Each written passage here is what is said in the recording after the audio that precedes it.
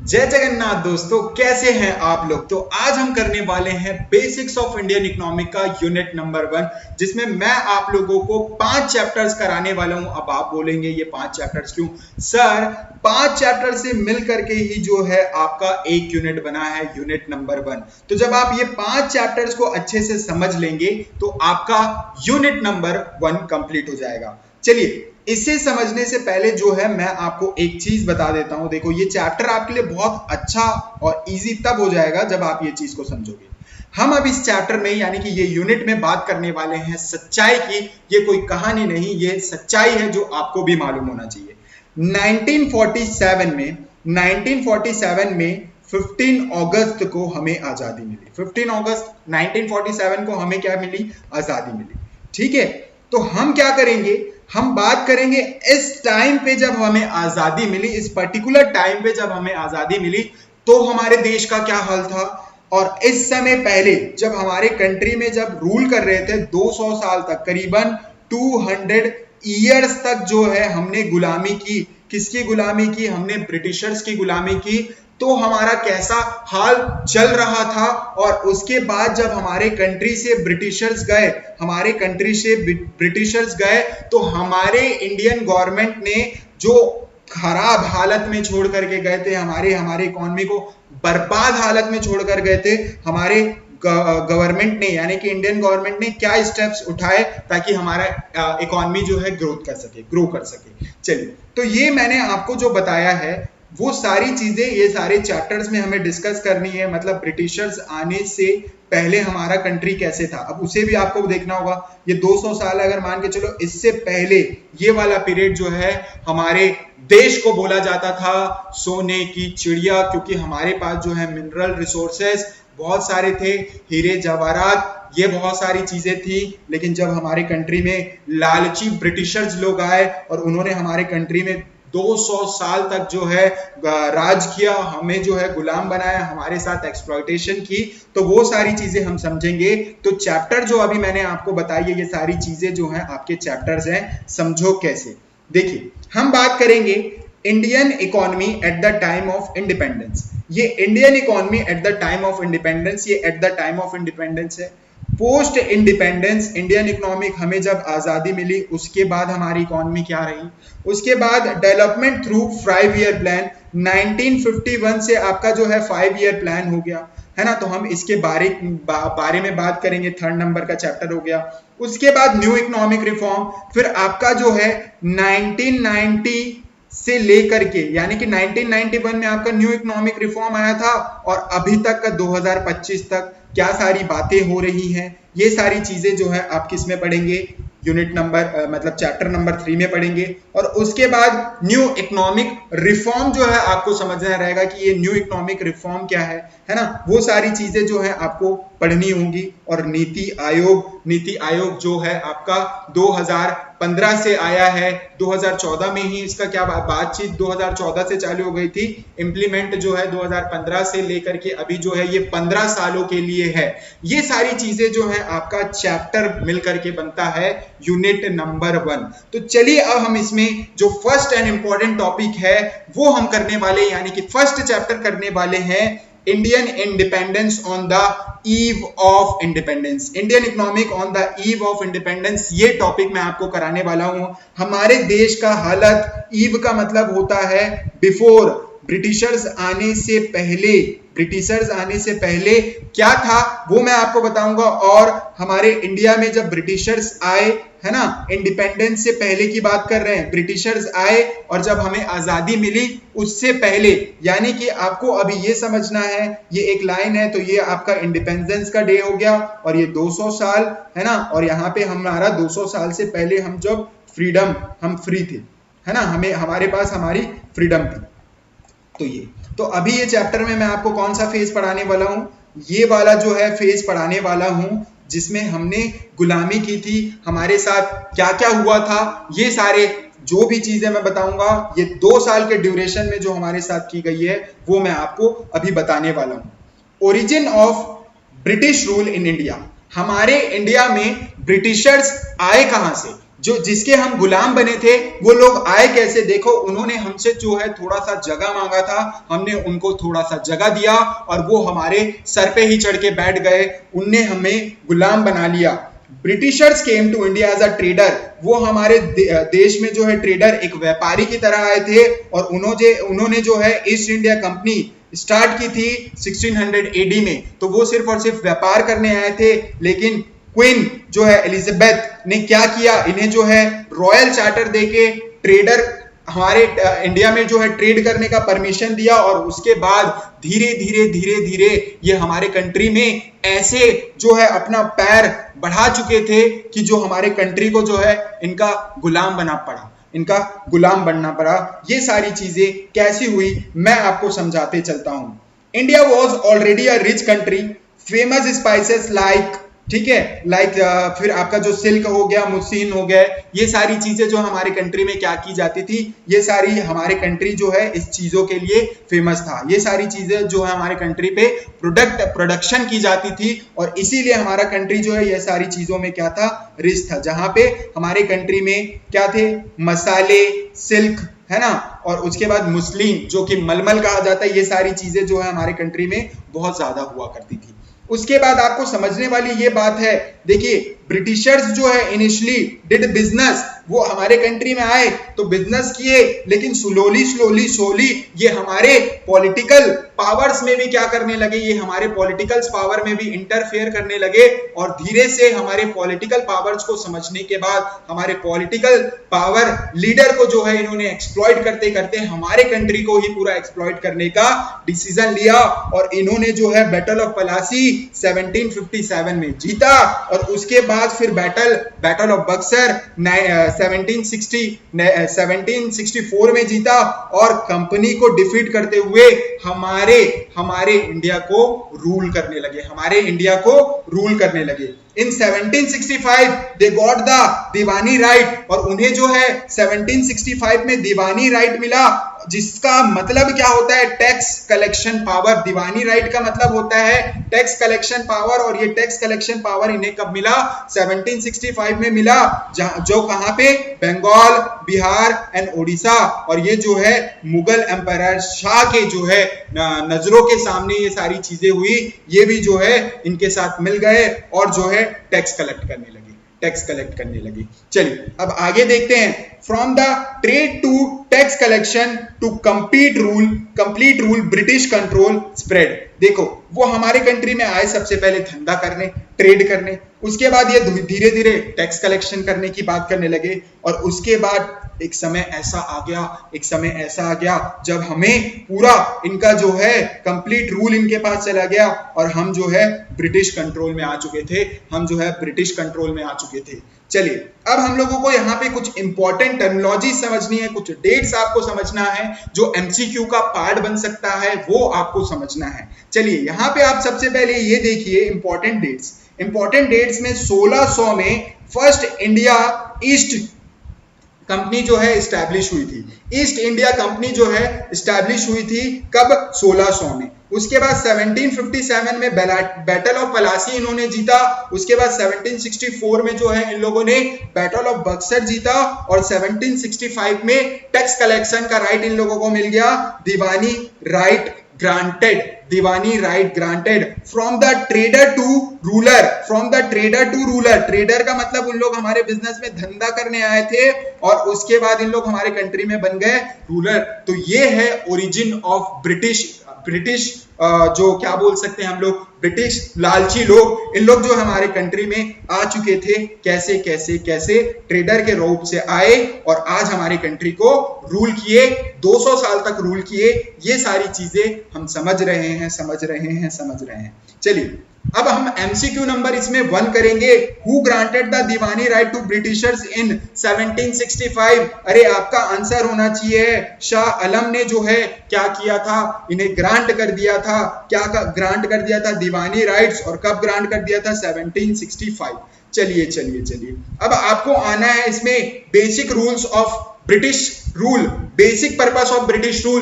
Basic purpose of British rule का मतलब होता है उनका मोटिव, उनका उद्देश्य क्या था, ब्रिटिश का जो है मेन उद्देश्य क्या था, आपको समझना होगा इसमें कि उनका उद्देश्य क्या था। Britishers never came to develop India. Britishers कभी भी जो है इंडिया को डेवलप करने नहीं आए थे दोस्तों, कभी भी जो है इंडिया को डेवलप करने नहीं आए थे, वो एक्सप्लॉइट करने आए थे, कॉलोनियल के लिए आए थे। इसका मतलब होता है जब कोई एक कंट्री दूसरे कंट्री को रूल करता है, तो हमारे केस में ब्रिटिशर्स ने इंडिया को जब रूल किया, ब्रिटिशर्स जब किसी कंट्री को, यानी कि हमारे केस में ब्रिटिशर्स ने इंडिया को रूल किया, तो उन लोग कॉलोनियल कहलाते हैं, कॉलोनियल रूल कहलाता है वो। चलिए अब इसमें आपको समझने वाली बात ये है कि इन लोग हमारे कंट्री को एक्सप्लॉइट कैसे किए थे, इन लोग हमारे कंट्री को एक्सप्लॉइट कैसे किए थे। India was used as a raw material supplier. India जो है, इंडिया को यूज किया गया, इंडिया को क्यों यूज किया गया, रॉ मटेरियल का सप्लायर बना दिया गया।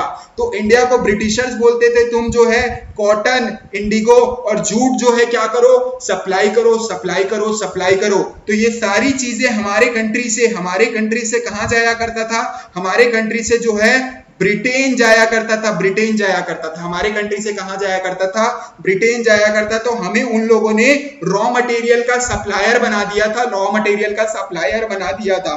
उसके बाद जो है British factories got raw material cheap. अब जो है हमारे इंडिया से उन लोग सस्ते दामों से, क्योंकि एक्सप्लॉइट कर रहे थे, हमारे साथ अत्याचार कर रहे थे, तो उस अत्याचार का जो बेनिफिट क्या मिल रहा था, उन लोग हमसे सारी चीजें जो है सस्ते में ले रहे थे, उन लोग हमारे सारी चीजें को सस्ते में खरीद रहे थे।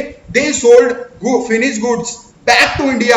और जो रॉ मटेरियल्स यानी कि जो कॉटन, ये सारी चीजें हमारे कंट्री से ले जाते थे, वापस ब्रिटेन में वो सारी चीजें बनाते थे और हमारे कंट्री में वापस उन लोग जब फिनिश गुड्स के रूप में, यानी कि उससे कपड़ा वपड़ा बना के जब वापस हमारे कंट्री में जब बेचने आते थे, इंपोर्ट करते थे, तो उस समय जो है हमसे हाई प्राइस चार्ज करते थे, हमसे खरीदते थे सस्ते दामों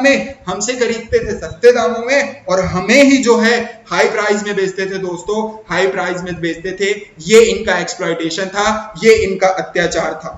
infrastructure like railway, roads, ports were made only to carry goods to port for export. अब देखिए यहाँ पे आपको समझने वाली बात है, ये जो इंफ्रास्ट्रक्चर बना रहे थे, आप खुश मत हो जाओ बिल्कुल कि इनकी जो है देन है रेलवे, इनकी जो है देन है रोड, इनकी जो है देन है पोर्ट्स। ये सारी चीजें देन इसीलिए थी इनकी क्योंकि ये अपने यूज के लिए, अपने मतलब के लिए करते थे। जो गांव से जितने भी एग्रीकल्चर प्रोडक्ट्स निकाले जाते थे, वो रेलवेज और रोड के थ्रू जो है पोर्ट्स यानी कि समुद्री तट तक पहुंचाया जाता था, और अपने मतलब के लिए पहुंचाया जाता था ताकि वो उसे एक्सपोर्ट कर सके शिप के थ्रू। कहां? ब्रिटेन। उसे एक्सपोर्ट कर सके शिप के थ्रू। कहां? ब्रिटेन। बोलो समझ में आया? चलिए आगे जो है आपको समझने वाली बात ये है कि आप अगर ये क्वेश्चन को समझे हैं तो ये रहा एमसीक्यू नंबर 1, आपको जो है आंसर करना है इसके ऊपर वाला। तो मैंने बताया था इसको जो है आपको कमेंट में बताने हैं। ब्रिटिशर्स का प्राइमरी मोटिव क्या था जो हमारे इंडिया में जब इन लोग आए थे? इसका ऑप्शन मैं आपको बता देता हूं, ये कमेंट में मुझे मिल जाना चाहिए। चलिए उसके बाद आ जाते हैं low level of economic development under colonial rule. जब कॉलोनियल रूल का मतलब मैंने आपको बता दिया है, ब्रिटिशर्स हमें रूल कर रहे हैं, तो उनके रूल के समय हमारी इकोनॉमिक डेवलपमेंट कैसी थी, हमारी इकोनॉमी कैसी थी? चलिए, Indian economic under British rule had no growth. अरे यार भाई, जब उन लोग हमारे कंट्री पे आए ना, जिस दिन हमारी कंट्री सोने की चिड़िया थी, हमारी कंट्री जो है बहुत अच्छी थी, लेकिन जिस दिन हमारे कंट्री में आए है ना, उन सारे बेकार लोग, लालची लोग, हमारे कंट्री के जो है ग्रोथ रुक गई थी। No growth, no capital formation and no modernisation. ये सारी चीजें जो है हमारे कंट्री में होने लगी। उन लोग जो है हमारे कंट्री में लालच के तौर पे आए थे और 200 साल तक हमें एक्सप्लॉइट किया, और 200 साल जब हमें एक्सप्लॉइट किया, हमारी इकोनॉमिक डेवलप ही नहीं हो पाई। इसीलिए हम बोलते हैं नो इकोनॉमिक डेवलपमेंट। जब हमारे ब्रिटिशर्स हमारे कंट्री में आए थे, ये बेकार लोग हमारे कंट्री को पूरा खा के चले गए, हमारे कंट्री से पूरा हीरा, जो सोना, सारी चीजें लेकर के चले गए, एक्सप्लॉइटेशन हमारे साथ किया। चलिए देखते हैं आगे। तो सबसे पहला आपको, अगर आपसे पूछेगा क्वेश्चन हमारे कंट्री का इकोनॉमिक डेवलपमेंट कैसे था कॉलोनियल रूल में, तो आपको याद रखना है 200 साल तक जब उन्होंने हमें एक्सप्लॉइटेशन किया तो हमारा इंडस्ट्री जो है, हम कोई भी न्यू इंडस्ट्री ओपन नहीं कर पा रहे थे, हमारा एग्रीकल्चर पुअर था और लो लिटरेसी का मतलब हमारे यहाँ के लोग जो है, बच्चे बूढ़े जो भी हैं, शिक्षित नहीं हो पा रहे थे क्योंकि 200 साल में जो है किसी को भी शिक्षा अच्छे से नहीं मिल पाई, किसी को भी जो है एग्रीकल्चर ढंग से करना नहीं एग्रीकल्चर नहीं कर पाया क्योंकि जमींदारी सिस्टम के कारण और कोई भी इंडस्ट्री को जो है ये स्टार्ट करने नहीं देते थे। ये अपना ही इंडस्ट्री हमसे सिर्फ और सिर्फ बोलते थे कि तुम खेती किसानी करो, और खेती किसानी करने बोलते थे, इसको भी डेवलप नहीं करते थे, सिर्फ और सिर्फ ये हमसे कॉटन, सिल्क, जूट ये सारी चीजें उगवाते थे और ये सारी चीजों को बोलते थे कि ब्रिटेन भेजो ब्रिटेन भेजो ब्रिटेन भेजो। ठीक है, सिर्फ और सिर्फ ये हमको रॉ मटेरियल का सप्लायर समझ के रख गए थे। हमारी हालत तो कोई पूछा नहीं। चलिए आगे देखते हैं। Indian economic become dependent and stagnant. ठीक है, इंडियन इकोनॉमिक जो है बिकम का मतलब क्या है, क्या बन गया आपका, डिपेंडेंट बन चुका था और स्टैग्नेंट बन चुका था। बच्चों इसका मतलब ये है कि हमारा पूरा इंडिया जो है अब ब्रिटिश के ऊपर डिपेंडेंट हो चुका था क्योंकि वो जो है सामान सस्ते दामों से, मतलब हमसे ही रॉ मटेरियल लिए, उससे ही सामान बनाए और सस्ते दामों में हमारे ही कंट्री में बेच रहे हैं, तो हमारे लोग जो हैं अब उसे खरीदेंगे क्योंकि सस्ता, उन बेचारे के पास पैसा नहीं है, बेचारे लोगों के पास, किसी के पास पैसा नहीं था तो उन लोग जो है पूरा डिपेंडेंट हो चुके थे, है ना। और स्टैग्नेंट का मतलब होता है slow growth no growth, slow growth और नो ग्रोथ। आपको ये चीज समझना है, slow growth and no growth. ठीक है, नो ग्रोथ। स्टैग्नेंट का मतलब स्लो ग्रोथ और नो ग्रोथ। चलिए अब यहां पे समझते हैं आगे। The British focus only on the extracting wealth. हमारे देश से सिर्फ और सिर्फ ये हीरा जवाहरात ये सारी चीजें ही एक्सट्रैक्ट करने आए थे। एक्सट्रैक्ट का मतलब होता है मेरे दोस्त, ये सारी चीजों को पूरा खदेड़ के अपने देश ले गए। हमारे चीजों को, पूरा वेल्थ को, सोना हीरा सारी चीजों को लेकर के खदेड़ के हमने अपने वापस देश लेके चले गए, हमारा सामान हमसे छीन लिया गया। चलिए एमसीक्यू नंबर आपको थर्ड ये जो है कमेंट करके बताना है। The Indian economy under British rule, कैसा था हमारा इंडिया? सेल्फ रिलायंट का मतलब आपको बताऊं, पूरा जो है खुद पर निर्भर था, किसी और पे डिपेंडेंट नहीं था। ऐसा था कि हमारे देश जब ब्रिटिशर्स आए थे, सोने की चिड़िया पहले था हमारा देश, लेकिन जब वो आए, क्वेश्चन तो आपसे ये पूछा है कि जब वो आए तब कैसा था हमारा देश। तो ये आपके सामने 4 ऑप्शन है, आपको जो है कमेंट करके बताना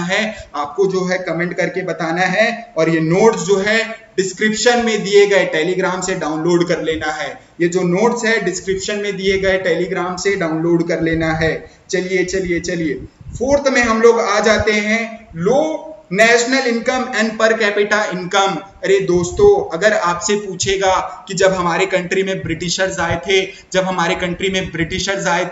हमारी कंट्री की हालत कैसी थी, नेशनल इनकम कैसा था, पर कैपिटा इनकम कैसा था, तो आपका आंसर होगा क्या? चलिए समझते हैं। No official data was maintain by the Britishers. ये बेकार लोग, ये लालची लोग कोई भी ऑफिशियल डेटा नहीं बनाते थे ताकि हमारे इंडियन लोगों को ये पता चल पाए।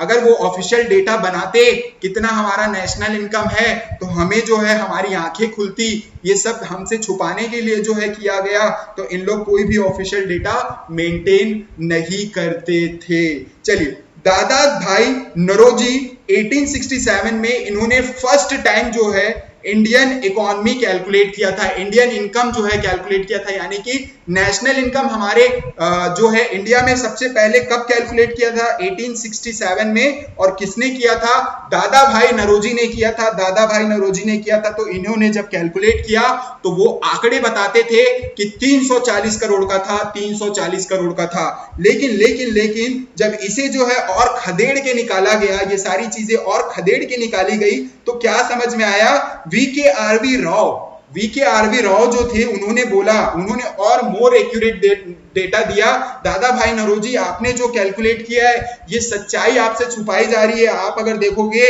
टोटल नेशनल इनकम तो वहां पे दिखेगा आपको 9,000 करोड़ का है, लेकिन आपने जब कैलकुलेट किया तो ये तो आपसे बहुत सारी बातें छुपाई गई थी, उसके बेसिस पे ये था। और मैंने कैलकुलेट किया सारी सच्चाई को देखते हुए तब इतना निकला। और जब पर कैपिटा इनकम निकाला गया, पर कैपिटा इनकम निकाला गया, अरे पर कैपिटा इनकम क्या होती है? हमारे देश का टोटल पॉपुलेशन है ना, टोटल पॉपुलेशन जितना भी होता है और हमारे देश की टोटल इनकम जितनी भी होती है, तो आप जब इसको डिवाइड कर देते हो, यानी कि टोटल इनकम को टोटल पॉपुलेशन से डिवाइड कर देते हो, तो आपको पता चल जाता है पर कैपिटा इनकम हमारे देश का सिर्फ और सिर्फ 250 से 350 के बीच में था, वो भी सालाना, मंथली नहीं है, सालाना हमेशा जो है ये कैलकुलेट किया जाता है annually. Very high inequality, very high inequality इसका मतलब क्या होता है समझो। वेरी हाई इनइक्वालिटी का मतलब होता है only landlord and Britishers officers was rich. इस यहाँ पे जो इंपॉर्टेंट बात समझने वाली है, हमारे देश के जो फार्मर्स थे, किसान थे, भाई लोग बेचारे गरीब के गरीब रह गए, और जो अमीर थे वो कौन थे? लैंडलॉर्ड यानी कि जमींदार लोग थे, और ब्रिटिश ऑफिसर जो हमारे देश में लालची लोग आए थे उन लोग थे। समझ में आया इतना जो मैंने समझाया है? तो उसके बेसिस पे हम आपको जो है एमसीक्यू करना है, उसके बेसिस पे आपको क्या एमसीक्यू करना है? Who made the first estimate of national income? Who made the first national, first की बात आएगी तो आपको मालूम है, कमेंट में आपको आंसर बताना है। चलिए चलिए चलिए अब नेक्स्ट टॉपिक में आ जाते हैं, एग्रीकल्चर सेक्टर। एग्रीकल्चर सेक्टर आपको बहुत अच्छे से समझना है, और ये एग्रीकल्चर सेक्टर आपको कैसे समझना है? देखिए, बिफोर ब्रिटिशर्स के आने से पहले और आफ्टर ब्रिटिशर्स के बाद, मतलब हमारे कंट्री को, आपको अगर यहाँ पे एग्रीकल्चर को समझना है तो पहले आप पहले की बातें भी देखोगे और उनके बाद के आने की भी बातों समझोगे, तभी तो आपको सच्चाई पता चलेगी। मैंने बोला था आपको ये चैप्टर नहीं, ये सच्चाई है जो हर एक भारतीय को मालूम होना चाहिए, हर एक भारतीय को मालूम होना चाहिए। देखिए, बिफोर ब्रिटिशर जब हमारे कंट्री में नहीं आए थे, हमारे देश को बोला जाता था सोने की चिड़िया, सोने की चिड़िया हमारे देश को बोला जाता था। लेकिन जब हमारे देश में वो आए, ठीक है, जब हमारे देश में आए तो उसके बाद बहुत सारी चीजें हमारे साथ हुई, लेकिन जब हमारे देश में नहीं आए थे तब हमारा कंट्री कैसा था, और जब वो हमारे कंट्री से चले गए आज हमारा कंट्री कैसा है, उसके बारे में हम बात करने वाले हैं। लेकिन जब वो हमारे कंट्री में आए हैं उसके बारे में समझो। Agriculture was self sufficient and local. हमारा कंट्री इतना अच्छा था जब वो नहीं आए थे, हमारे पास इतना अनाज होता था कि हम जो है हमारे देश में अगर किसी भी नागरिक को, मेरे पड़ोसी किसी को भी अगर चाहिए तो मैं उसको जो है चावल धान सारी चीजें दे दूंगा। हम इतना एग्रीकल्चर यानी कि इतना फूड क्रॉप्स उगाते थे। हम क्या उगाते थे? पहले फूड क्रॉप्स उगाते थे, फूड क्रॉप्स, है ना। फूड क्रॉप्स का मतलब क्या होता है? फूड क्रॉप्स का मतलब होता है मेरे दोस्त कि सारी चीजें हम अनाज उगाते थे। उसके बाद बोल रहे हैं people grow food crops for their family and local use. Local use के लिए और अपने फैमिलीज के लिए जो है क्या करते थे लोग? खेती किसानी करते थे। आफ्टर ब्रिटिशर्स, मेरे को यहां से बहुत दिमाग खराब होता है, जब ब्रिटिशर्स हमारे देश में आए हैं उसके बाद पूरे देश की चीजें बदल गई हैं दोस्तों। Focus shifted to cash crops. उन्होंने बोला कि कैश क्रॉप में जो है शिफ्ट हो जाओ, आप जो है कॉटन उगाओ, आप जो है जूट उगाओ, आप जो है इंडिगो ये सारी चीजें जो है आपको उगाने को बोले थे। और जब इसकी खेती आप करोगे आपका जो खेत है वो बंजर बन जाएगा, आपका जो खेत है वो बंजर बन जाएगा। तो हमें बोला गया, जब ब्रिटिशर्स आए हमें बोला गया कि आप जो है कैश क्रॉप उगाओ, आप जो है फूड क्रॉप्स नहीं उगाओगे। जब फूड क्रॉप्स उगाएंगे ही नहीं तो हमारे पास खाने के लिए होगा क्या? आप खुद ही बताइए। हमारे पास खाने के लिए नहीं होगा। पहले हुआ करता था लेकिन उनके आने के बाद हमारे पास खाने की चीजें नहीं थे। उन्होंने हमें लालच दिखाया। ये कैश क्रॉप का मतलब होता है ये सब मार्केट में इजीली बिकती है, आपसे हम खरीदेंगे और हम खरीदेंगे आपसे सस्ते रेट में, हम खरीदेंगे आपसे सस्ते रेट में, ऐसा बोलते थे ब्रिटिशर्स। चलिए चलिए चलिए अब इसमें आपको समझना है next point, commercialisation of agriculture. अब ये क्या करते थे? बेकार लालची लोग, ये बेकार लालची लोग हमको बोले कि फूड क्रॉप्स मत उगाओ, कैश क्रॉप्स उगाओ, और ये कैश क्रॉप्स को आप क्या करो? बेचो। तो commercialisation of agriculture led to the shortage of food. जब आप ये उगाओगे ही नहीं तो आपके पास होगा कैसे? आपके पास होगा कैसे? तो हमारे कंट्री में किसकी शॉर्टेज हो गई भाई? फूड की शॉर्टेज हो गई और फेमाइंस हो गया। और फेमाइंस का मतलब भूखमरी छा गई हमारे पूरे देश में, जिसके कारण से बहुत सारे लोगों की मृत्यु हुई, जिससे कारण बहुत सारे लोगों की मृत्यु हुई। ये सब ब्रिटिशर्स का एक्सप्लॉयटेशन था। उन्होंने बोला कि देखो, frequent famines, poor irrigation, no government support. तो गवर्नमेंट का सपोर्ट भी नहीं था। नो इरिगेशन का मतलब क्या होता है? खेती किसानी के लिए वाटर फैसिलिटीज उतनी अच्छी नहीं थे, कुएं थे सिर्फ और सिर्फ, और बाकी पूरा डिपेंडेंट हम रहते थे बरसों रे मेगा मेगा पानी के ऊपर। जब पानी गिरेगा तब हम अच्छे से जो है फसल उगा पाएंगे, बाकी समय हम उगा नहीं पाते थे दोस्तों, क्योंकि इरिगेशन फैसिलिटी नहीं थी। और फ्रीक्वेंट फेमाइंस का मतलब होता है जो ये फूड शॉर्टेज हुआ, उसके कारण हमारे देश में, हमारे भारत देश में जो है पूरे दुख का माहौल था, बहुत सारे लोगों की मृत्यु हो गई। चलिए अब आगे हम लोग समझते हैं। फार्मर वर फोर्स टू पे टैक्सेस, और फार्मर्स को बोला जाता था, ये लालची लोग हमें बोलते थे कि आप जो है कैश क्रॉप्स उगाओ, और उसके बाद भी इनका मन नहीं भरता था। जो भी हम उगाते थे हमसे जो है इन लोग हाई टैक्स चार्ज कर लेते थे, हाई टैक्स चार्ज करते थे फार्मर से, इवन ड्यूरिंग द ड्रॉट।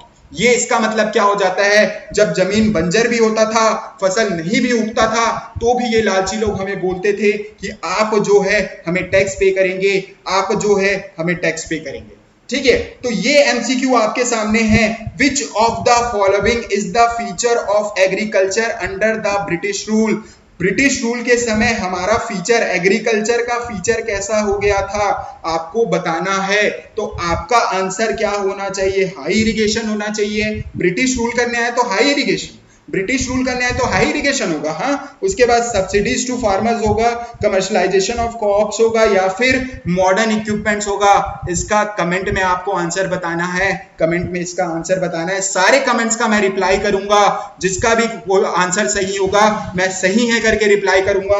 आपको सब मालूम होना चाहिए, एमसीक्यूज भी आप एग्जाम में लिख के आएंगे। चलिए, main reason for agriculture stagnation, इसका मतलब क्या होता है पहले ये समझो।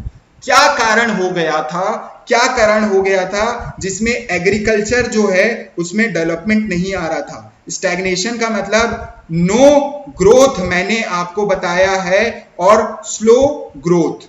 नो ग्रोथ और स्लो ग्रोथ, ग्रोथ नहीं भी होता है और होता भी है तो एकदम धीरे धीरे होता है। तो इसका मतलब होता है स्टैग्नेशन का मतलब नो ग्रोथ, स्लो ग्रोथ। अब मेन रीजन क्या था एग्रीकल्चर में जो ग्रोथ नहीं आ पा रहा था? ग्रोथ का मतलब क्या होता है? हमारे देश की इकोनॉमी बढ़ नहीं पा रही थी। क्या कारण था एग्रीकल्चर में? देखिए, high pressure, high revenue pressure. अरे जो कमाते थे हमारे देश के लोग, हमारे देश के फार्मर लोग, जमींदार लोग जो है क्या करते थे? हमसे लूट करके ब्रिटिशर्स को दे देते थे, हमसे लूट करके ब्रिटिशर्स को दे देते थे। अभी मैं ये टॉपिक आपको समझाऊंगा। जमींदार सिस्टम क्या था, जमींदार सिस्टम क्या था, परमानेंट सेटलमेंट क्या था, यही जो है मैं सारी चीजें आपको आज आपकी आंखें खोलने वाला हूं।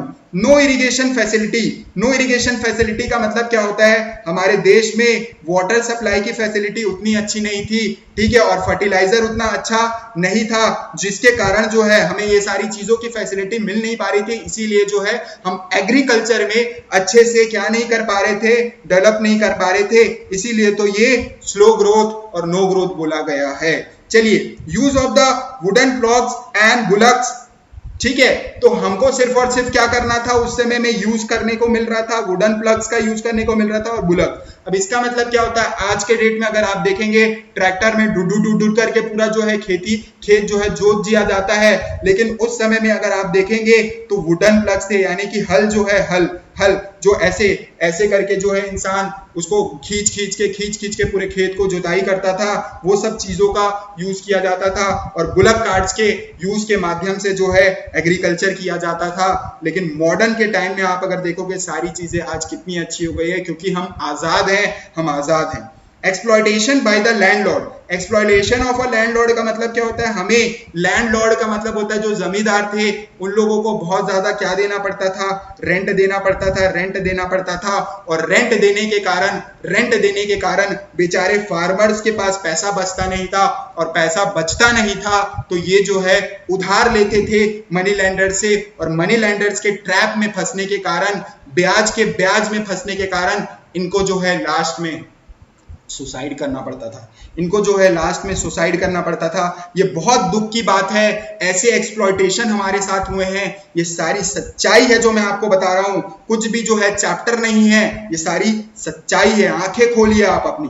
फेमाइन्स and monsoon failure, famines and monsoon failure, इसका मतलब क्या होता है? फेमाइन, भुखमरी छा गई थी, और मॉनसून फेलियर का मतलब होता है कभी बारिश हुई तो ठीक, नहीं हुई तो हमारा देश जो है पूरा पूरा जूझता था, जहां पे फूड क्रॉप्स नहीं उगा पा रहे थे हम। क्यों? क्योंकि भाई इस बार तो बारिश ही नहीं हुई, इस बार तो बारिश ही नहीं हुई। अब ये आपको एमसीक्यूज बताना है, ये आपको एमसीक्यूज बताना है। देखो यहाँ पे आपको रियल लाइफ कंपैरिजन दिया है। इमेजिन, मान के चलो कि आप अगर फार्मर हो विद नो ट्रैक्टर, कोई भी सीड्स नहीं है आपके पास, कोई भी इरिगेशन फैसिलिटी नहीं है, and you still have to give 15% what to produce to the landlord, और आपने जो है अच्छे से खेती किसानी नहीं की, ये सारी चीजों का यूज करके, मतलब आपके पास कुछ नहीं था, फिर भी आपने अपने मेहनत से जो भी उगाया है उसका भी अगर आपको 50% देना पड़े, 50% किसको देते थे आप? जमींदार को देते थे, और जमींदार 25% अपना रखते थे, या 10% जो भी रखते हैं, हमको याद नहीं रखना है, और बाकी पैसा ये किसको देते थे मालूम है? ब्रिटिशर जो हमारे कंट्री में आए थे, ब्रिटिशर जो हमारे कंट्री में आए थे। Which is not the cause of the agriculture stagnation, आपको बताना है इनमें से कौन सा जो है कॉज, कारण नहीं है एग्रीकल्चर स्टैग्नेशन का। पुअर इरिगेशन नहीं है, क्वेश्चन को ध्यान से समझना है, क्वेश्चन को ध्यान से समझना है। नॉट लिखा है बेटा, not. Poor irrigation, landlord exploitation, advance machinery और मॉनसून डिपेंडेंसी। चलिए चलिए चलिए, इसमें आते हैं हम लोग लैंड सेटलमेंट सिस्टम में, कि ये होता क्या है लैंड सेटलमेंट सिस्टम। यही तो मैंने आपको बताया था, जमींदारी सिस्टम, इसी को ही हम बोलते हैं जमींदारी सिस्टम। ठीक है, यही जो चीज है मुझे सबसे बेकार लगता है, मैं आपको समझाता हूं। पहले ब्रिटिशर्स नहीं आए थे तो ये खेत का कुछ टुकड़ा है, यहाँ पे बेचारे फार्मर्स खुशी खुशी जो है फार्मिंग करते हैं, खुशी खुशी फार्मिंग करते हैं। भले ही इन लोग खुद ओनर नहीं, इस जमीन के इन लोग क्या नहीं थे? ओनर नहीं थे। पहले जो है किसी के नाम पे भी जमीन नहीं हुआ करता था, जो जहां खेती कर रहा है वो वहां खेती कर रहा है, ऐसे ही था। धीरे धीरे ये खेत उनका ही बन जाता था, उनके ही नाम पे हो जाता था। लेकिन जब ब्रिटिशर्स आए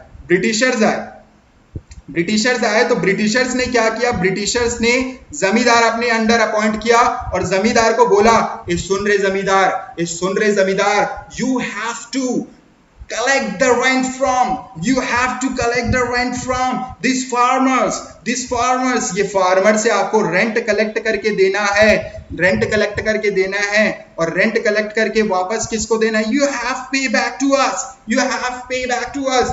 तो यहाँ पे क्या करता था? जमींदार जो है कुछ पैसे अपने पास रखता था, और जमींदार कुछ पैसे अपने पास रखने के बाद ये जो है ब्रिटिशर्स को दे देता था। अब आप ये सोच रहे होगे कि जो हमारी मर्जी हम दें या नहीं दे, अगर आप नहीं दोगे तो आपसे खेती किसानी के लिए वो जमीन ही छीन लिया जाता था। ये था जमींदारी सिस्टम। तो यहाँ पे बेचारे फार्मर्स अगर कुछ नहीं भी उगाते थे तो भी उनको देना पड़ता था। Even in case of drop, ये सारे फार्मर्स को क्या करना पड़ता था? देना पड़ता। तो बेचारे के पास पैसा नहीं होता था, तो इन लोग जो है लैंडर्स के पास जाते थे, उनसे पैसा लेते थे और इनको चुकाते थे, और इनको चुकाने के बाद जब इनको पैसा मिल जाता था तो बेचारे फार्मर्स ये मनी लैंडर के ट्रैप में फंसने के कारण, यानी कि जिससे उधार में पैसा लाए हैं वो भी जो है मैनिपुलेशन कर रहा है, ब्याज पे ब्याज चढ़ाए जा रहा है, क्योंकि उस समय के लोग जो है ज्यादा लिटरेट नहीं थे, पढ़े लिखे नहीं थे, तो इसका भुगतान उनको भुगतना पड़ता था। चलिए, ये तो बात हुई, आपको होप जो है जमींदारी सिस्टम समझ में आ गया होगा। चलो इसको समझते हैं। Zamindari system is introduced by Lord Cornwallis. अब ये जो है 1797 में कॉर्नवालिस जो है क्या किए थे? ये आपका जमींदारी सिस्टम इंट्रोड्यूस किए थे। परमानेंट सेटलमेंट सिस्टम के नाम से भी जाना जाता है और जमींदारी सिस्टम के नाम से भी जाना जाता है। Zamindar collected tax and paid fixed amount to Britishers. Zamindar क्या करते थे? कलेक्ट करते थे टैक्सेस, और वापस से इसको पे किसको बैक करते थे? भाई आपके ब्रिटिशर्स को पे बैक करते थे, उसके बाद फार्मर हैड नो राइट, ये बेचारों के पास कोई राइट नहीं था, कोई ऑब्लिगेशन नहीं, सिर्फ और सिर्फ एक ही ऑब्लिगेशन था, इनको जो भी पैसा है इनको देना पड़ता जमींदार, और ये जमींदार जो है ब्रिटिशर्स तक पहुंचा देते थे कुछ पैसे रख करके। ठीक है, तो बेचारों के पास कोई राइट्स नहीं था। Farmer had no rights, only obligation to pay, only obligation to pay, सिर्फ और सिर्फ इन्हें पैसा देना पड़ता था। ये तो सारी अत्याचार की जा रही थी हमारे फार्मर्स के साथ, और उस समय जो है हमारे फार्मर्स बेचारे सुसाइड कर रहे थे। ठीक है, no investment in improving land, और वो हमसे पैसा ले रहे थे। ब्रिटिशर्स के पास इतना पैसा जब आ रहा था तो ये सारी चीजें, ब्रिटिशर्स के पास पैसे आ रहे थे तो इंप्रूवमेंट उससे कुछ किया ही नहीं जा रहा था। लैंड्स यानी कि जमीनों का इंप्रूवमेंट कुछ किया नहीं जा रहा था, इरिगेशन फैसिलिटी प्रोवाइड नहीं की जा रही थी। ऐसा अत्याचार करने के बाद भी जो है कुछ इंप्रूवमेंट उन लोगों के द्वारा नहीं किया जा रहा था। तो आपको ये क्वेश्चन मैं पूछता हूं, the permanent settlement was introduced by, तो आपको याद रखना है ये परमानेंट सेटलमेंट का मतलब होता है जमींदारी सिस्टम।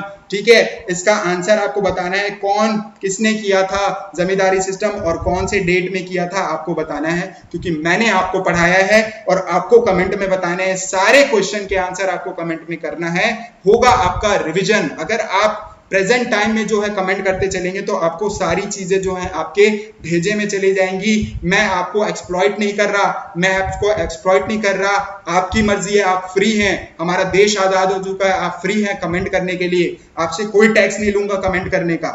चलिए नेक्स्ट टॉपिक इसी में देखते हैं हम, कमर्शियलाइजेशन ऑफ एग्रीकल्चर। कमर्शियलाइजेशन का मतलब होता है कि हम जो है फूड क्रॉप्स को बेच रहे थे या कैश क्रॉप्स उगा रहे थे, ये सारी चीजें हम अभी समझेंगे। चलिए, instead of growing cash crops, हम कैश क्रॉप्स नहीं, फूड क्रॉप्स नहीं उगा रहे, farmer were force to, force यहाँ पे वर्ड पढ़ो बेटा, फोर्स लिखा हुआ है। फोर्स का मतलब क्या होता है, हमें एक्सप्लॉइट किया जा रहा था। एक्सप्लॉइट का मतलब अत्याचार हमारे साथ की जा रही थी, कि हमें जो है जबरदस्ती बोला जाता था कि आप कैश क्रॉप उगाओ। कैश क्रॉप्स का मतलब होता है कॉटन उगाना, कैश क्रॉप्स का मतलब होता है आपका जूट उगाना, कैश क्रॉप्स का मतलब होता है ये सारी चीजें जो भी, और इंडिगो, ये सारी चीजें उगाओ और हमको जो है आप क्या करो, हमको जो है बेचो, सस्ते दामों में बेचो। आप नहीं बेचोगे तो जमींदारी सिस्टम तो है ही, हम जो है आपसे और ज्यादा पैसे ले लेंगे। चलिए, crop like cotton, T, Indigo, opium grown for export, हमारे कंट्री में जो है क्रॉप्स उगाए जाते थे। कैश क्रॉप्स क्या क्या उगाए जाते थे, चाय पत्ती, इंडिगो, ओपियम फॉर एक्सपोर्ट, सिर्फ और सिर्फ ब्रिटेन भेजने के लिए ये सारी चीजें उगाई जाती थी, और ब्रिटेन ये सारी चीजें जाती थी, सस्ते दामों में जाती थी, और वापस वहीं से बन करके हमारे देश में आता था, तो उसका जो रेट था वो बहुत हाई हो जाता था और वो बहुत बढ़ जाता था।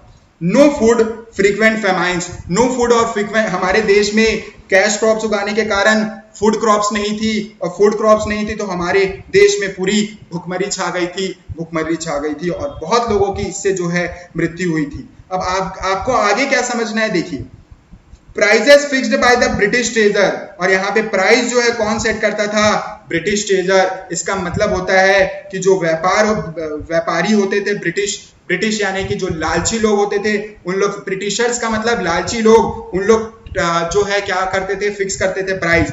और नो इनकम सिक्योरिटी, पैसा मिलेगा भी या नहीं मिलेगा उसकी कोई सिक्योरिटी नहीं रहती थी, मिला तो ठीक, नहीं मिला तो भी ठीक। अब यहाँ पे इतना सारा एक्सप्लॉइटेशन हमारे साथ किया जा रहा था। सोचो, आप इतना मेहनत करते हो, आपका पैसा अगर आपको नहीं मिलेगा तो आपको गुस्सा आएगा ना, अगर गुस्सा आएगा तो हाँ गुस्सा आएगा करके कमेंट करो। चलिए, आपको अब जो है यहाँ पे आंसर करना है, commercialisation of agriculture refers, commercialisation of agriculture refers, इसका मतलब क्या होता है, farming by machines, growing crop for family, growing crops for sale है, और या फिर आपको बताना है गवर्नमेंट फार्मिंग। ये क्या चीजों के कारण जो है आप बोलते हो कमर्शियलाइजेशन ऑफ एग्रीकल्चर। चलिए उसके बाद जो है लो एग्रीकल्चर प्रोडक्टिविटी, हमारे देश में भाई पानी की व्यवस्था नहीं है, अच्छे टेक्निक्स नहीं है, ठीक है, जो हम हल से अगर खेती करेंगे तो हमारे पास मॉडर्नाइजेशन नहीं है, टेक्नोलॉजी ना होने के कारण low level of agriculture productivity तो होगी ना, क्योंकि ये बेकार लालची लोग हमारे कंट्री में आ चुके थे, तो हमें जो है कुछ भी जो है आजादी से करने को मिल नहीं रहा था, क्योंकि पूरा पैसा तो जो हम कमाते थे वो पूरा जमींदार और ब्रिटिशर्स को दे देते थे। नो मॉडर्न इक्विपमेंट्स और इरिगेशन, हमारे देश में कोई भी मॉडर्न इक्विपमेंट्स और इरिगेशन नहीं था, नहीं था, नहीं था। Lack of investment in seed and manures, lack of का मतलब क्या हो जाता है दोस्तों, कमी हो गई थी इन्वेस्टमेंट, हम बीज अच्छे से नहीं कर पा रहे थे और खाद जो है अच्छे से नहीं खरीद पा रहे थे। Frequent floods and drops, frequent floods and drop का मतलब हमारे खेती किसानी के लो प्रोडक्टिविटी का कारण क्या है, हमारे देश में जो है आपका बाढ़ भी आ गया था और उस समय कुछ कुछ टाइम में जो है बारिश ना होने के कारण जो है पूरा बंजर हो गया था जमीन, है ना, उतना हम प्रोडक्टिविटी नहीं कर पा रहे थे। Productivity remained one of the lowest in the world, और हमारे कंट्री में एक समय ऐसा आया था कि हमारा कंट्री जो इतना प्रोडक्ट फूड क्रॉप्स उगाता था और हम जो है एक टाइम में पूरा लो हो चुके थे प्रोडक्टिविटी के नाम से। तो आपको जो है अभी इस ऑप्शन, इस क्वेश्चन का आंसर जो है कमेंट में बताना है। एक बार पढ़ो, what was the main reason for the low productivity in British India. British India का मतलब होता है जब ब्रिटिशर्स हमारे कंट्री में थे तो क्या प्रॉब्लम था, क्या रीजन था लो प्रोडक्टिविटी का, आपको जो है बताना है। यूज ऑफ मशीन्स, क्या हम यूज ऑफ मशीन्स कर रहे थे, अरे यूज ऑफ मशीन करते तो भाई प्रोडक्टिविटी ऊपर रहता। पुअर फार्मिंग टेक्निक्स, उसके बाद जो है कोऑपरेटिव फार्मिंग और उसके बाद गवर्नमेंट सब्सिडीज। आप बताओ कौन सा आंसर होगा, आप बताओ कौन सा आंसर होगा। चलो ठीक है, चलिए। Scarcity of investment in agriculture, scarcity of investment का मतलब होता है कमी हो गई थी इन्वेस्टमेंट की एग्रीकल्चर में। अगर आप इन्वेस्टमेंट करोगे किसी भी चीज में, आपको भी पता है उसकी प्रोडक्टिविटी बढ़ जाती है मेरे दोस्तों, उसका रिटर्न बढ़ जाता है। तो यहाँ पे अगर आप इन्वेस्टमेंट ही नहीं करोगे किसमें, एग्रीकल्चर में, तो वो आपको रिटर्न ज्यादा कैसे देगा, वो आपको रिटर्न कैसे देगा।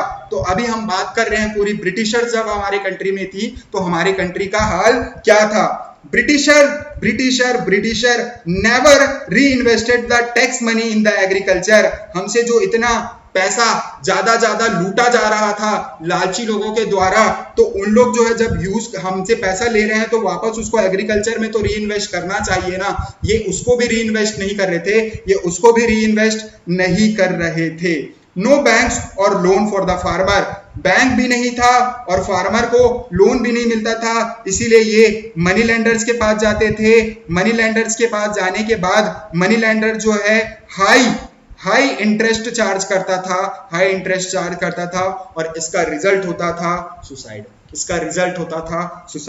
उसके बाद क्या होता था, सुसाइड तो बाद में होता था, उससे पहले farmer were trapped by the money lender. डेप्ट का मतलब क्या होता है, पैसों की जाल में, उधार कर्ज की जाल में जो है फंसा लिया जाता था, तब जो है बेचारे सुसाइड करते थे। मुझे ये बात बहुत बुरी लगी थी, इतनी सारी एक्सप्लॉयटेशन हमारे साथ हुई है, 200 साल तक आप सोच भी नहीं सकते। अगर मैं आपको 1-2 दिन बंद कर दूं किसी रूम में तो बोलो आपका हाल क्या होगा, हम तो 200 साल तक। चलिए, लैक ऑफ इरिगेशन का मतलब होता है पानी की सुविधा की कमी, है ना। उस समय जो है कुएं हुआ करते थे, तालाब हुआ करता था, तो उसी से जो पानी हम ले करके जो है खेती किसानी कर लिए, है ना। लैक ऑफ ट्रांसपोर्ट फैसिलिटी भी नहीं था, और उन्होंने जो ट्रांसपोर्ट फैसिलिटी बनाई थी हाई क्लास वाले में अपने आप को खुद बिठाते थे, वो सारी चीजें अपना मिलिट्री ट्रांसपोर्ट करने के लिए, जो भी इक्विपमेंट्स, जो बारूद है, सारी चीजें अपना मिलिट्री फोर्स जो है एक जगह से दूसरे जगह ले जाने के लिए जो है वो ट्रांसपोर्ट करते थे। हम लोगों के लिए कुछ नहीं था। स्टोरेज फैसिलिटी भी हमारे पास नहीं थी, हम जो उगा रहे हैं उसकी भी फैसिलिटी हमारे पास नहीं थी। अगर मान के चलो वो खराब भी होता है तो सोच नहीं सकते, हमें जो है फिर से जो है इनको पैसा देना ही पड़ेगा, खराब हो कुछ भी हो हमें इसे पैसा देना ही पड़ता था इन लोगों के साथ। ये सारे तो अत्याचार हमारे साथ हुई है, ये एमसीक्यूज आपको बताने हैं। चलिए, why was investment in agriculture low under the British rule, British rule के अंडर में जो है इन्वेस्टमेंट जो है क्यों कम था, इन्वेस्टमेंट एग्रीकल्चर में क्यों कम था। चलिए आप बताइए। Farmer were rich, British rule, huge subsidies, lack of credit and support, use at advance technology. इसका आंसर आपको आ गया होगा समझ में, तो आपको कमेंट करके बताना है। चलिए इंडस्ट्रियल सेक्टर में आ गए, एग्रीकल्चर सेक्टर की बात हो गई, अब हम आ चुके हैं industrial sector under the British rule. देखिए, before the British came, India was known as the first world class handicraft. अरे आपको मैं क्या ही बताऊं, हमारे इंडिया में हैंडीक्राफ्ट का मतलब होता है हाथ की कला से कितने अच्छे घड़े, कितने अच्छे आर्ट जो है बनाए जाते थे, एक से एक आर्ट बनाए जाते थे, और वो सब जो है वर्ल्ड क्लास का मतलब होता है हमारा इंडिया हैंडीक्राफ्ट के नाम से पूरे वर्ल्ड में फेमस था, पूरे वर्ल्ड में फेमस था। और पूरे वर्ल्ड में फेमस होने के कारण हमारा इंडिया जो है बहुत ज्यादा ट्रेड करता था, यानी कि ट्रेड करता था दूसरे कंट्री में, बहुत ज्यादा जो है एक्सपोर्ट किया करता था सारे हैंडीक्राफ्ट्स को। लेकिन बिफोर का मतलब है उनके आने से पहले, लेकिन जब वो आए, लेकिन वो जब आए तो मैं आपको बाद में बताऊंगा और क्या क्या चीजें हैं, वो पहले सुनो। मुस्लिम फ्रॉम ढाका, ढाका जो है आज पार्टीशन के बाद बांग्लादेश का कैपिटल है, और बांग्लादेश का कैपिटल है, पहले ये इंडिया का पार्ट था पार्टीशन से पहले। तो मुस्लिम का जो है मतलब होता है मलमल। हमारे कंट्री में, ये पहले पार्टीशन से पहले की बात बता रहा हूं, हमारा कंट्री का पार्ट था, तो हमारे कंट्री में मलमल भी जो है सप्लाई किए जाते थे दूसरे कंट्री में। मुस्लिम का मतलब मलमल। सिल्क फ्रॉम मुर्शिदाबाद, मुर्शिदाबाद से जो है सिल्क, रेशम जो है क्या किए जाते थे, सप्लाई किए जाते थे पूरे भारत में। और metal craft and jewellery from the Surat and Hyderabad. Surat और हैदराबाद भी पीछे क्यों रहेगा, वो मेटल और ज्वेलरी जो है क्या करता था, एक्सपोर्ट करता था। सूरत और हैदराबाद से दूसरे कंट्री में क्या होते थे, एक्सपोर्ट होते थे। चलिए अब हम आते हैं, जब ये हमारे कंट्री में आए, तो आपको भी मालूम है कुछ तो बुरा होगा ही होगा। These industry are India's famous market, but जब हमारे कंट्री में ब्रिटिशर्स आए तो आप सुनो, machine made goods from Britain destroyed the local market. अरे आप एक चीज समझो, हम हैंडीक्राफ्ट बना रहे तो हमको लगता है टाइम, है ना, और हम मशीन से नहीं बना रहे, हम सारी चीजें हैंडीक्राफ्ट मतलब हाथों से हम लोग अपनी कला का यूज कर रहे। अब इन लोग क्या करते थे, हमसे लेते थे कॉटन, लो रेट में, लो रेट का मतलब कम प्राइस में, और ये ब्रिटेन जाता था। अब ब्रिटेन जाने के बाद ब्रिटेन से वापस कहाँ आ जाता था, हमारे कंट्री आ जाता था। तो जब हमारे कंट्री आता था, आपको भी मालूम है हैंडीक्राफ्ट का अगर कोई चीज जो है 50 रुपए है, हैंडीक्राफ्ट का अगर कोई चीज 50 रुपए है, तो ये लोग जो है उसे 30 रुपए में दिया करते थे।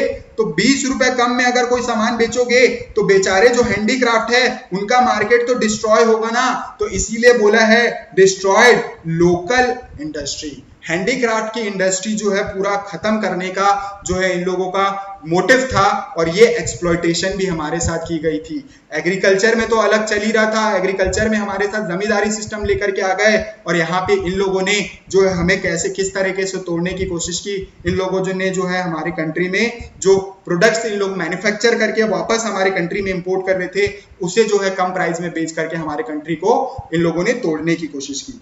British imposed the import duties on the Indian goods. जो भी इंडियन गुड्स रहेगा उसमें जो है क्या कर ले रहे थे इन लोग कर ले रहे थे इंपोर्ट ड्यूटी। अब इंपोर्ट ड्यूटी का मतलब अगर कोई 10 रुपए का चीज है, तो उसको 10 रुपए का इंपोर्ट ड्यूटी लगा रहे हैं, और 20 रुपए में बेचेंगे। तो जो पहले लोग 10 रुपए में खरीदते थे, अब उसे अगर 20 में बेचोगे तो क्या वो लेंगे। तो ये सारी एक्सप्लॉयटेशन की जा रही थी, और इनके लालचीपना का हद तो देखो। Free entry to the British product, और फ्री एंट्री हो गई थी। अगर ब्रिटिश का कोई भी प्रोडक्ट आ रहा है बाहर देश से, हमारे कंट्री में ब्रिटिश का कोई भी प्रोडक्ट आ रहा है, तो उसे जो है 10 रुपए में लिया जाएगा, और कस्टमर को भी 10 रुपए में दिया जाएगा। तो यहाँ पे उसको 10 रुपए में मिलेगा, तो वो हमारे इंडियन प्रोडक्ट्स को क्यों खरीदेगा, वो तो ब्रिटिश प्रोडक्ट ही खरीदेगा ना, क्योंकि उसका 10 रुपए बच रहा है। हर जगह पे इन लोग लालचीपना अपना दिखा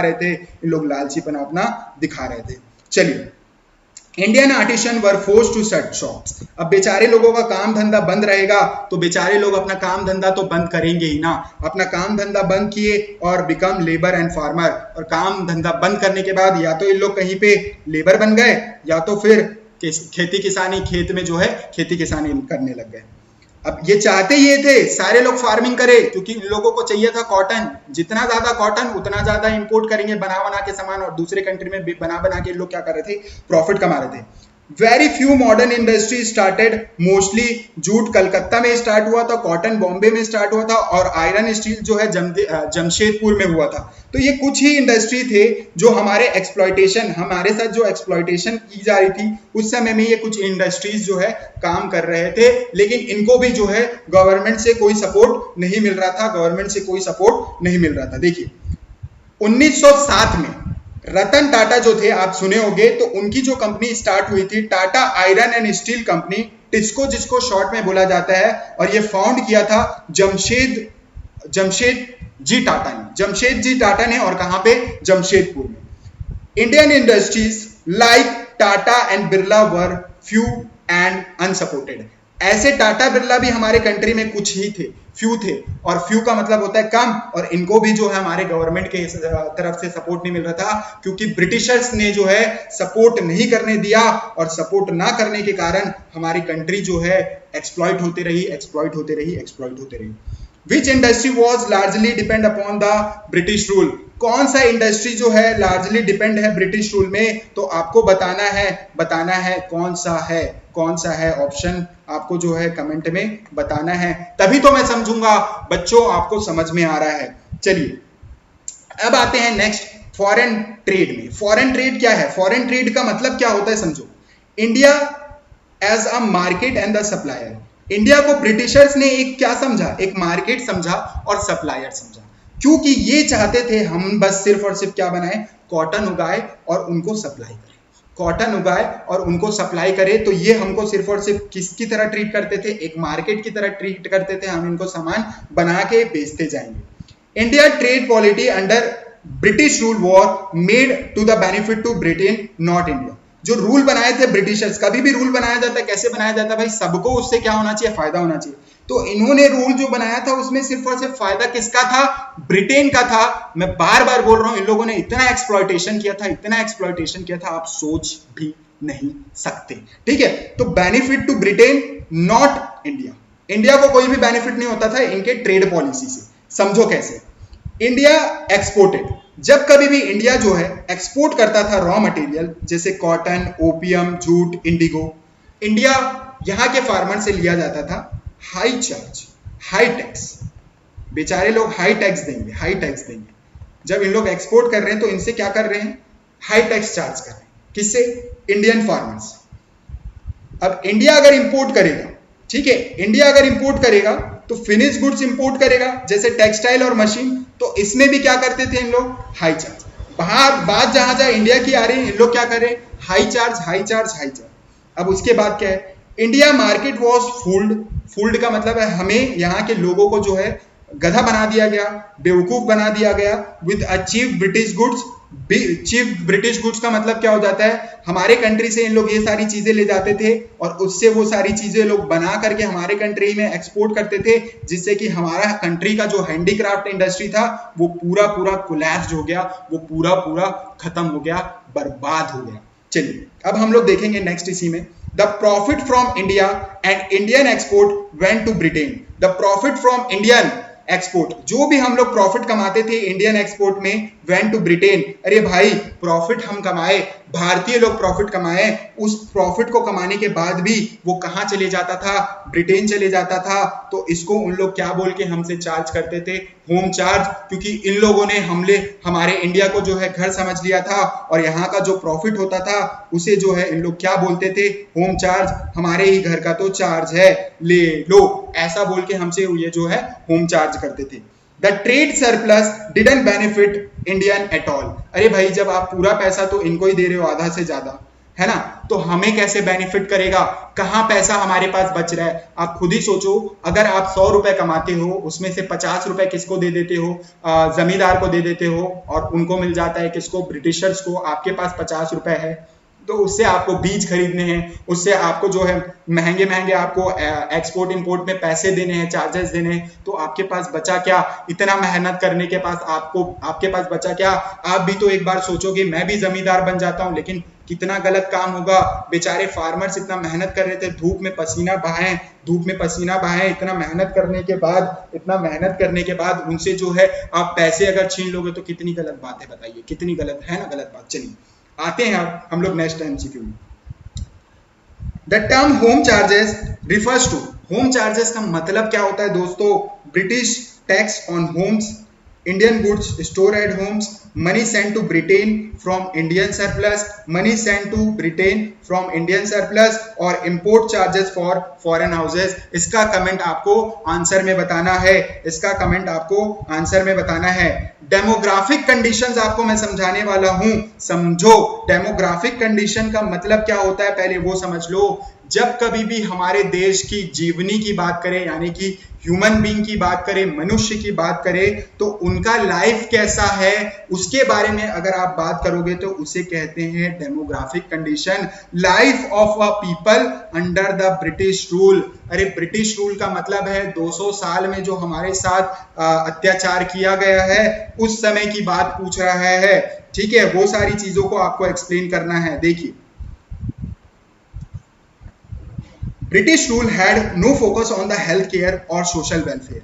ये जो है हमारे हेल्थ पे इनका कोई भी ध्यान नहीं था, ये फोकस नहीं करते थे, सोशल वेलफेयर पे भी कोई फोकस नहीं करते थे। अरे मरता है तो मरने दो, इससे पूरा फायदा ले लो, मरता है तो मरने दो, इससे पूरा फायदा ले लो। ये सारी चीजें जो है इनकी क्या थी, सिर्फ और सिर्फ मेन मोटिव था।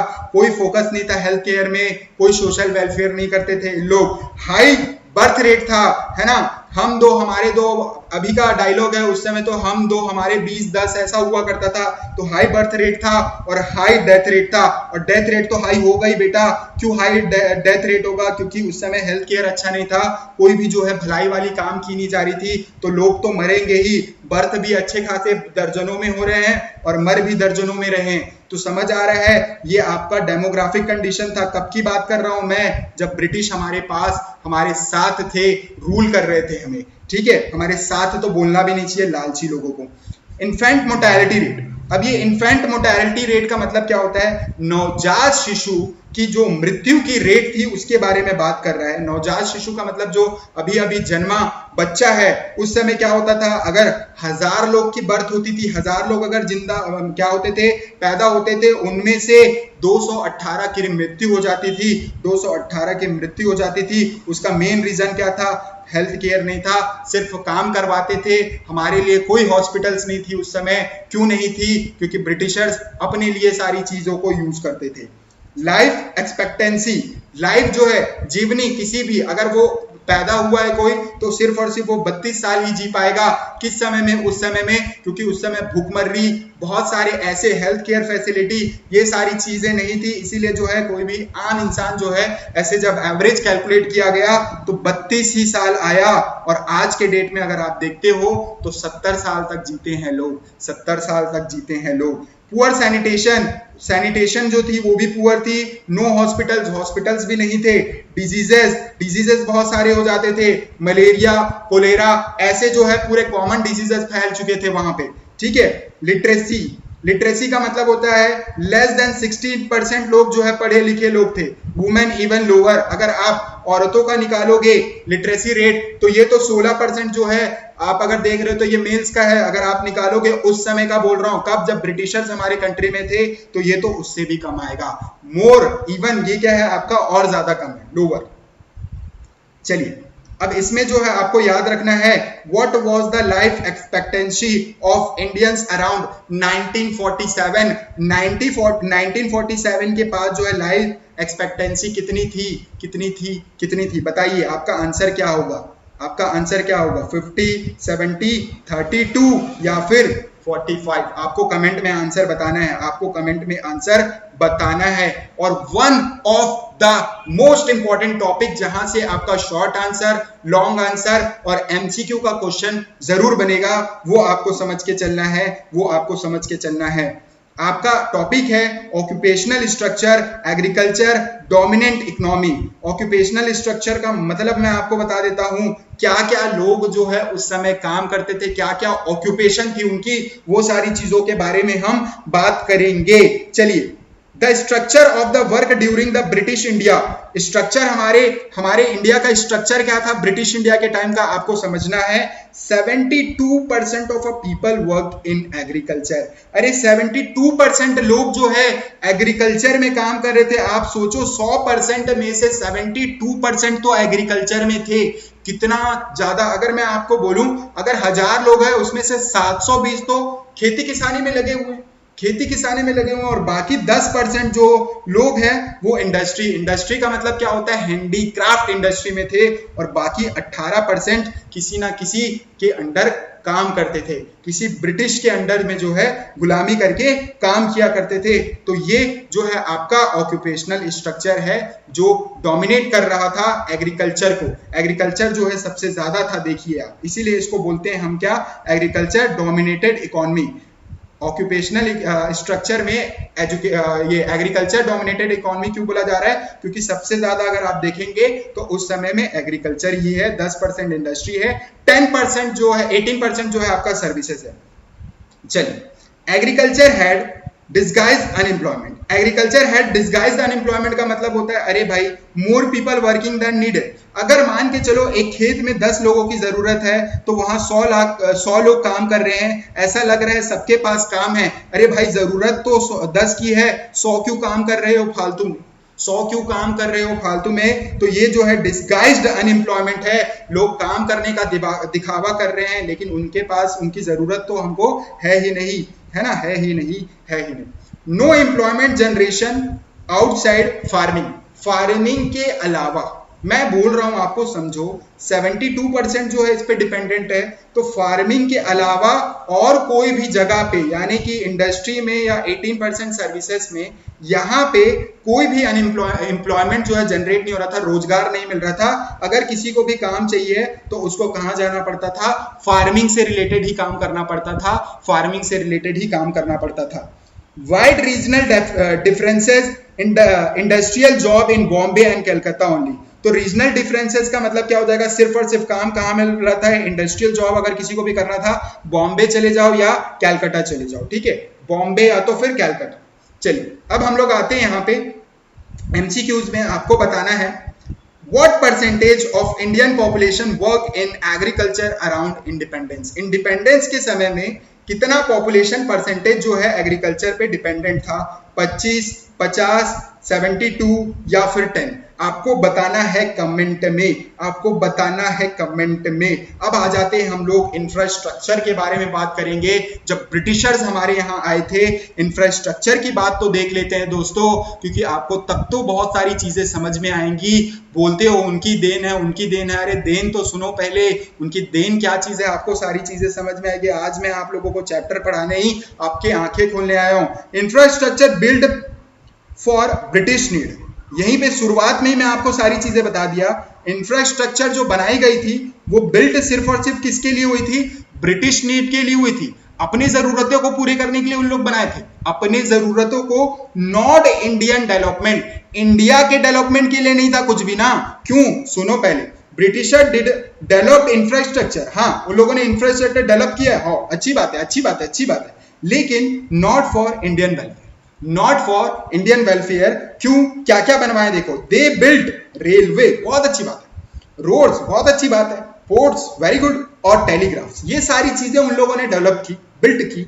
लेकिन क्या हुआ देखो, they but these were made to carry the raw material from village to port. अरे वो लोग मतलबी लोग, उनके भावनाओं में आप बहो मत, उन लोग सारी चीजें जो हैं क्या किए हैं, रॉ मटेरियल को कैरी करने के लिए। अगर मैं बोलूं ये समुद्री तट है, ये पूरा समुद्र है, मान के चलो, है ना, और यहाँ पे जो है खेती किसानी गई, यहाँ पे फार्मिंग की गई, ये पूरा फार्मिंग हुआ है। अब उनको ये सामान जो है यहाँ तक पहुंचाना पड़ेगा, तो ये इन लोग क्या बना लिए, रेलवे ट्रैक बना लिए, रेलवे ट्रैक बना लिए। इसमें जो है यहाँ पे इन लोगों का सामान आ गया, यहाँ पे इनका शिप खड़ा रहेगा, इस शिप में जो है सामान भेजेंगे और ये पूरा ब्रिटेन निकल जाएगा।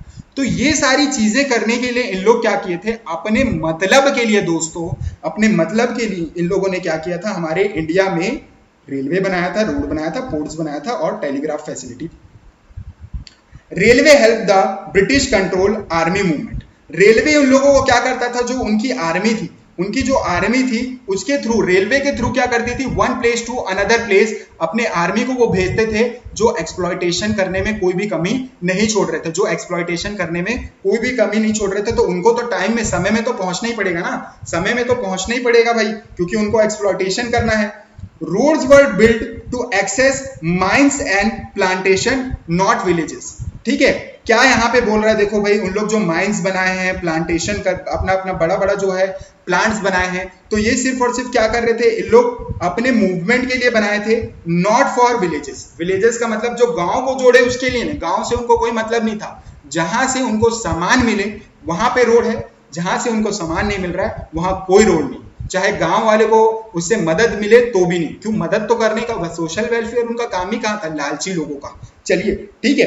No attention to the rural India. No attention to the rural India का मतलब क्या हो जाएगा, नो अटेंशन, कोई भी जो है हमको इंपॉर्टेंस नहीं मिले, हमारे गांव के लोगों को जो है कोई इंपॉर्टेंस नहीं मिली, इरिगेशन जो है फैसिलिटी अच्छे से नहीं थी, एजुकेशन नहीं थी, इलेक्ट्रिसिटी नहीं थी, ये सारी चीजें हमारे जो है कंट्री पे नहीं था। ये इनका कुछ भी देन यहाँ पे जो है थोड़ा बहुत भी कंट्रीब्यूशन नहीं था। और आपको याद रखना है, कोई फन फैक्ट नहीं है, हटा दूंगा इस फन फैक्ट को, काट दूंगा इस फन फैक्ट को। फर्स्ट रेलवे जो है कब स्टार्ट हुआ था, 1853 में स्टार्ट हुआ था, बॉम्बे टू थाने। 1853 में बॉम्बे टू थाने स्टार्ट हुआ था। Britishers set in first class coach. Britishers कहाँ बैठे थे, देखो ना, फर्स्ट क्लास कोच में बैठे थे, और Indian in cattle class coach, third class में उन लोगों को बिठाया गया था। बताओ, एक्सप्लॉयटेशन में इन लोग कहीं भी जो है कमी नहीं छोड़ते थे, और थोड़ी से भी कमी नहीं छोड़ते थे। एमसीक्यूज बताने बेटा आपको, एमसीक्यूज बताने हैं आपको। अब यहाँ पे रीड करो, which of the following was the main M of British bill India infrastructure in India. अब इन लोगों ने, ब्रिटिश ने बिल्ड किया था इंफ्रास्ट्रक्चर इन इंडिया में, तो उनका मेन एम यानी कि मेन मोटिव क्या था, रूरल डेवलपमेंट। बताओ, गांव में रोड नहीं बनवा लेते थोड़ा बहुत। उसके बाद हेल्थ केयर, अरे बाप रे कितना झूठ है। उसके बाद मिलिट्री एंड एक्सपोर्ट ट्रांसपोर्ट, बताओ ये हो सकता है ना। उसके बाद लास्ट हो इंडस्ट्रियलाइजेशन, ये तो हो ही नहीं सकता। तो आपका आंसर इसमें से मैं आपको बता देता हूं, ये होगा मिलिट्री के एक्सपोर्ट और इंपोर्ट करने के लिए लोग क्या कर रहे थे, सारी चीजों को बनाए थे। अब आपको जो सारी चीजें मैंने आपको बताई हैं, सुनो, अभी तुम लोग स्किप किए ना तो आपको कुछ समझ नहीं आएगा। सबसे ज्यादा इंपॉर्टेंट जो होता है पूरे क्लास में, जो भी आपने पढ़ा है उसका सार, उसका कंक्लूजन, उसको समझे तो सब समझे, उसको समझे तो सब समझे। ठीक है। The final state of Indian economy at the time of independence, हमारा कंट्री का स्टेट, हालत क्या था। अगर आपसे क्वेश्चन पूछेगा, explain the state of Indian economy at the time of independence, ये क्वेश्चन इंपॉर्टेंट लिख दो, क्वेश्चन इंपॉर्टेंट लिख लो, क्वेश्चन इंपॉर्टेंट लिख लो।